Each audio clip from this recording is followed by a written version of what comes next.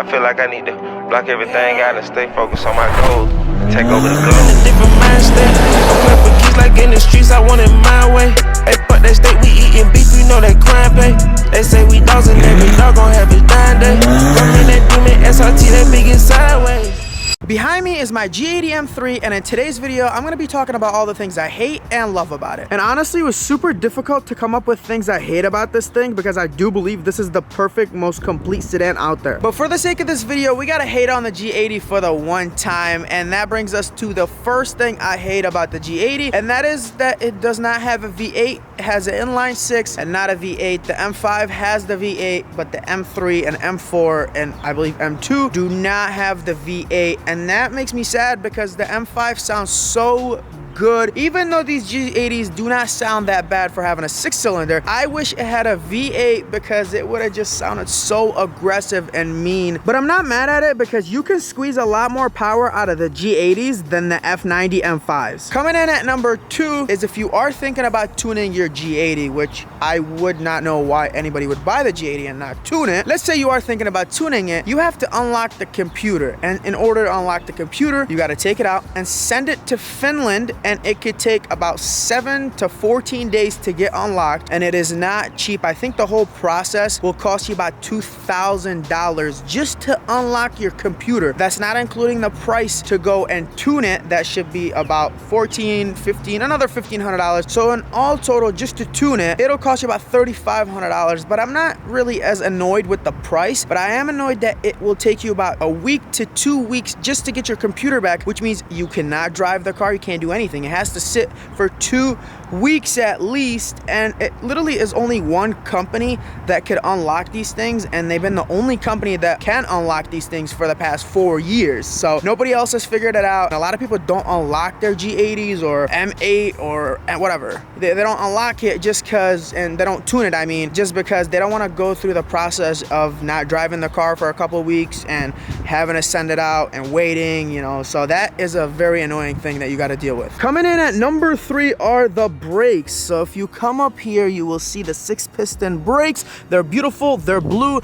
But if we come back here, you got these little tiny 1-piston brake. I'm not sure if they are 1-piston, I'm just making fun of them. And I think that it just doesn't look good. You got nice brakes up here, and the rears are just so small. I know I'm nitpicking everything, but you clicked on this video for that reason. I wish the rears would have had 4-piston brakes. Fourth thing I hate about my G80 is the transmission. Now, first we're gonna mention that it's an amazing transmission. It's an 8-speed automatic, it shifts amazing. It's just a very smooth transmission. It's similar to what the Hellcat has. Now, the only issue is that this one is a bit weak. After like 800 torque, which well, actually, it can't make 800 torque. You gotta kind of limit the torque, because if you get up there in the 800s, literally like 800, straight up 800, you gotta be under 800, it will break. It's weak, and that's kind of annoying because nowadays most transmissions that come with these cars like Hellcats and GT500s and all that, they can handle 900 to 1000 torque no problem. I'm not sure why the BMW couldn't handle that. I mean, they're very weak. You know, my GT500 made about 930 torque. My Hellcats have all made 950 torque stock transmission, and they were similar transmissions. The Hellcats was a similar 8-speed to this one. I'm not sure why the G80 transmission is so weak. Now let's get into all the amazing things that the G80 brings to the table. The first thing I love about my G80 has to be the interior. I mean, this is one of the most beautiful interior you will see. You got the blue leather right here. Then you got the blue carbon bucket seats. You got carbon fiber right here, carbon fiber right here. Let me show you guys the back. Here's where the magic happens, literally. You got all carbon fiber. Look at these seats, more of that blue. Love the interior on here. I mean, the blue is just amazing. But we're not done, because we got more carbon fiber right there. You got carbon fiber over here. You got the huge screen. Look how huge this screen is. Beautiful screen. I mean, everything about this interior is amazing. And since we're talking about the interior, let's give this thing a start. And look at this. You got the beautiful infotainment system with all sort of options. Look at that. Let's click over here. You have M1, M2. You could customize all these different modes. That's pretty cool. And then you got the screen right here. The cluster changes. If we click this, we put it in sport mode. Boom, it changes. You have the heads-up display as well. I mean, everything. And you got cameras in the front. Look at that. That's the rear camera, I think. Let's see where the other camera is. Hold up. There's a bunch of different cameras. Okay, I'm still kind of new and don't know how to work this thing, so don't mind me. But there is a bunch of cameras, front cameras, rear cameras, all type of cameras. I mean, the technology on the G80 is absolutely amazing. I figured how we could look at the cameras. We're gonna put it in reverse, and boom, here are the cameras.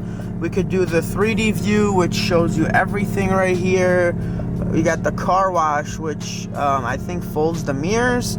But yeah, I mean, you could play around with it. There's the settings for it. I mean, there's just the technology on here. I've owned this for a few months and I still don't know everything about this car. There's just endless technology and endless features. The second thing I love about my G80 are the wheels. Just check out how beautiful and sophisticated, and there's just so much going on. I think it fits the car really well.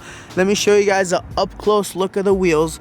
Beautiful gloss black. They also come in two-tone. Now the only annoying thing is cleaning them, because that is a mission of its own. Third thing on the list is the performance of this thing. So you have an inline 6 twin turbo making 510 horsepower, although I think it makes way more than that because BMW always downplays their numbers. It feels a heck of a lot faster than 510 horsepower. Now let's talk about some numbers. So this thing is an X-Drive, which means it's all-wheel drive, and it can do a 0 to 60 in 2.8 seconds. That is insane. Out of a 510 horsepower car, top speed of 188 miles per hour, and this thing can do a quarter mile at 11 flat at 124 miles per hour. Those numbers are super impressive for a 6-cylinder car from the factory, making only 510 horsepower. Let me give you guys an example of why it does not make any sense why this only makes 510 horsepower. A Hellcat with 707 horsepower could do a quarter mile in about 11.1, 11.2, and this thing making 200 horsepower less. Yes, it does weigh a little less than the Hellcat, about 400 pounds. It is able to go way faster in a quarter mile at only 510 horsepower. That is super impressive, and that makes me wonder, how much faster can it get with a few modifications? Which brings me to the next thing I love about this thing, and that is how modification friendly this thing is. With just downpipes and tune and a mixture of E85, whether you want to do E30 or E50, this thing can go 9s in a quarter mile. I am not making this up. The fact that all it needs is downpipes and a tune, it can go 9s in a quarter. I don't know if you guys realize how fast a 9-second pass. Obviously, it's not going to be a low 9-second pass. It's going to be a high 9-second pass, but that is super impressive. That is everyone's goal, to run 9s, and all you got to do is buy a G80, get downpipes and tune, and you're there. And like, that is amazing. That would be the perfect car. I mean, imagine a car you can daily, you can drive it, it looks beautiful, you could take it out to dinner, you could race people, and then you could drive it to the track, run 9s, drive all the way back home, and just park it or go out to dinner, all with just downpipes and tune, and you don't really have to worry about anything else. It can take the power. The motor is actually very strong on this car, and for the average car guy, that is just a dream. To be able to have a car with AC and all the beautiful technology this thing has. You can take it to the track, run 9s, and then drive back home, no problem. You don't gotta trailer it, you don't gotta do none of that, and it can do it very, very safely, believe it or not. Now the fifth and final thing, and okay, that was a fail. Let's close it. So the fifth and final thing I love about this thing is, I mean, there you go, you see it, is the exterior. It is just so beautiful, starting with the hood. Look how the hood slopes down. I don't know if you guys can see it, but it like slopes down. It's just so beautiful. I love the design. They chose not to go with vents, which, hey, I'm not mad at it. I think it looks good sloping down. I see a lot of people changing the hood and going with the aftermarket hood, but it looks good the way it is right now. Also, the huge grille, when it first came out, everyone was making fun of it, but I absolutely love it. I would recommend changing the grille, you know, just upgrading it to what I have, or there's a bunch of different styles, but the size of it is cool because it's never been done before. Every grille before was always small and just, you know, neat and cute. This one, they definitely broke the internet, and decided to make it look like this. And I think I love it, and it definitely grew on me. I'm sure a lot of people hated it when it first came out, and I was one of them. And then he also got the laser headlights. Beautiful. And then the wheels again. I mean, just everything. I think this car looks good from every angle. Let me show you guys the back. The curves of this thing. Let me show you guys the curves. All right. Look how wide that is. Are you guys seeing this? Look at this. Look at this body line. Are you guys seeing? Look how wide that is.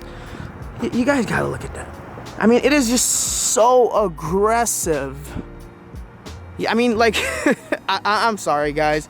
This thing is one of the most beautiful sedans out there. You also have the carbon fiber roof.